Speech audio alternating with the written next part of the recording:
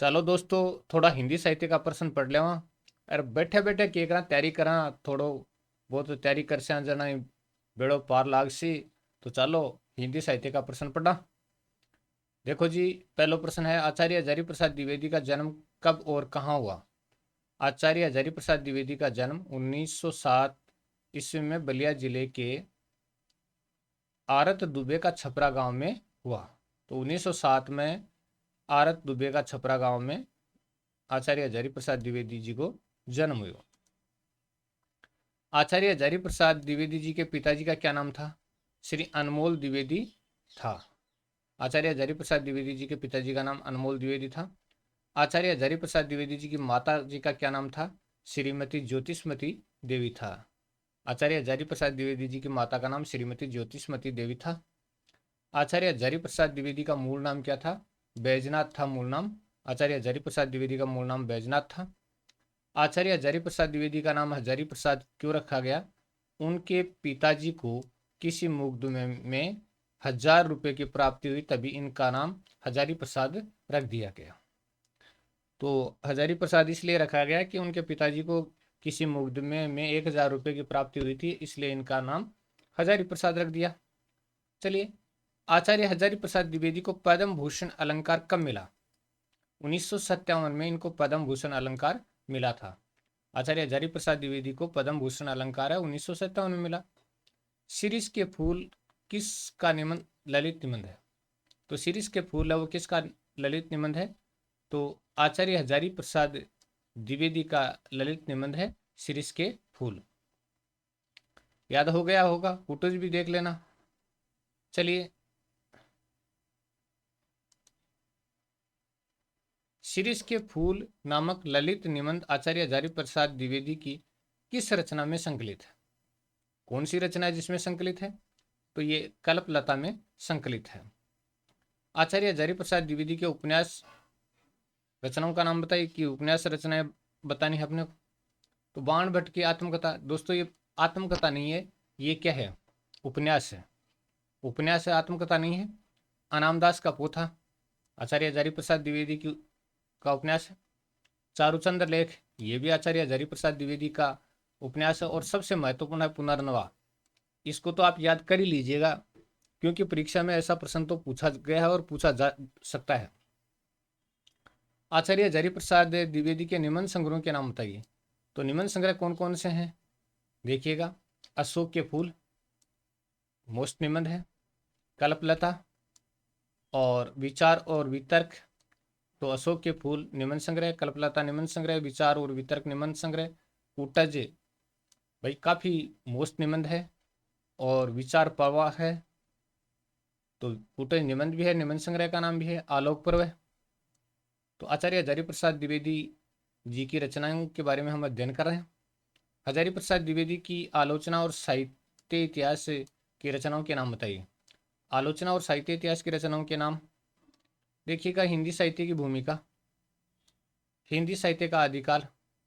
तो एक तो हिंदी साहित्य की भूमिका, एक हिंदी साहित्य का आदिकाल, हिंदी साहित्य का उद्भव और विकास।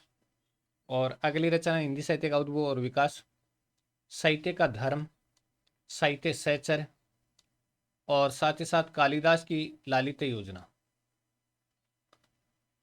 मध्यकालीन बौद्ध का स्वरूप, नाथ संप्रदाय। और नाथ संप्रदाय के बाद है सूर साहित्य, कबीर। तो एक बार पुनः देख लेते हैं, कोई हर्ज नहीं है। हिंदी साहित्य की भूमिका, हिंदी साहित्य का आदिकाल, हिंदी साहित्य का उद्भव और विकास, साहित्य का धर्म, साहित्य सहचर्य, कालिदास की लालित्य योजना, और मध्यकालीन बौद्ध का स्वरूप, नाथ संप्रदाय, सूर साहित्य, कबीर। ये आचार्य हजारी प्रसाद द्विवेदी की आलोचनात्मक रचनाएं हैं। आचार्य हजारी प्रसाद द्विवेदी ने किन किन रचनाओं का संपादन किया? कौन कौन सी रचनाएं थी जिनका संपादन किया? तो भाई देखिए, नाथ सिद्धू की वाणियों का संपादन किया, संदेश रासक का संपादन किया, नाथ सिद्धू की वाणियों का संपादन किया, संदेश रासक का संपादन किया, पृथ्वी रासों का जो संक्षिप्त अंश है उसका संपादन किया। सॉरी। तो नाथ सिद्धू की वाणियों का, संदेश रासक का और संक्षिप्त पृथ्वीराज रासों का संपादन किया। आचार्य हजारी प्रसाद द्विवेदी ने किस पत्रिका का संपादन किया? कौन सी पत्रिका थी जिसका संपादन किया? तो विश्व भारती पत्रिका का संपादन किया था। चलिए, मैथिली शरण गुप्त जी की रंग में भंग रचना कब प्रकाशित हुई? रंग में भंग रचना की बात हो रही है। 1909 में यह रचना प्रकाशित हुई थी, रंग में भंग। कवि वचन सुधा पत्रिका के संपादक का नाम बताइए। भारतेंदु हरिश्चंद्र जी ने इसका संपादन किया था, कवि वचन सुधा का। हिंदी साहित्य के आदिकाल का आरंभिक काल नाम किसने दिया? आरंभिक काल, देखिए दोस्तों, आरंभिक काल की बात हो रही है। मिश्र बंधु ने हिंदी साहित्य के आदिकाल का नाम आरंभिक काल दिया था। और ब्राह्मण नामक पत्र के संपादक का नाम बताइए। तो प्रताप नारायण मिश्र ने ब्राह्मण नामक पत्र का संपादन किया था। गोस्वामी तुलसीदास जी का जन्म कब हुआ? 1532 में। अब दोस्तों कमेंट करें, सम्मत है या सन है? हिंदी प्रदीप समाचार पत्र के संपादक का नाम बताइए। बालकृष्ण भट्ट जी ने इसका संपादन किया था, हिंदी प्रदीप का। आदिकाल का नाम सिद्ध सामंत युग किसने दिया? राहुल सांकृत्यायन ने आदिकाल का नाम सिद्ध सामंत युग दिया था। नेक्स्ट है, प्रताप नामक समाचार पत्र के संपादक का नाम बताइए। गणेश शंकर विद्यार्थी ने प्रताप नामक समाचार पत्र का संपादन किया। व्यक्तिगत कहानी संग्रह के लेखक का नाम बताइए। पांडे बेचन शर्मा उग्र का कहानी संग्रह है व्यक्तिगत। अगला है, साहित्य संदेश नामक पत्र के संपादक का नाम बताइए। बाबू गुलाब राय का ये पत्र था जिसका इन्होंने संपादन किया, साहित्य संदेश का। नेक्स्ट है, आदिकाल का संधि चारण काल नाम किसने दिया? डॉक्टर रामकुमार वर्मा ने आदिकाल का नाम संधि चारण काल दिया था। याद हो गया होगा। हंस पत्रिका के संपादक का नाम बताइए। प्रेमचंद जी ने हंस पत्रिका का संपादन किया। बैरवे रामायण की रचना किसने की? तुलसीदास जी ने बैरवे रामायण की रचना की थी, बैरवे रामायण। और अगला प्रश्न अपना है, प्रभा पत्रिका के संपादक का नाम बताइए। बालकृष्ण शर्मा नवीन ने प्रभा पत्रिका का संपादन किया। आदिकाल का नाम वीरगाथा काल किसने दिया? तो आदिकाल का नाम वीरगाथा काल आचार्य रामचंद्र शुक्ल ने दिया था, आदिकाल का नाम वीरगाथा काल।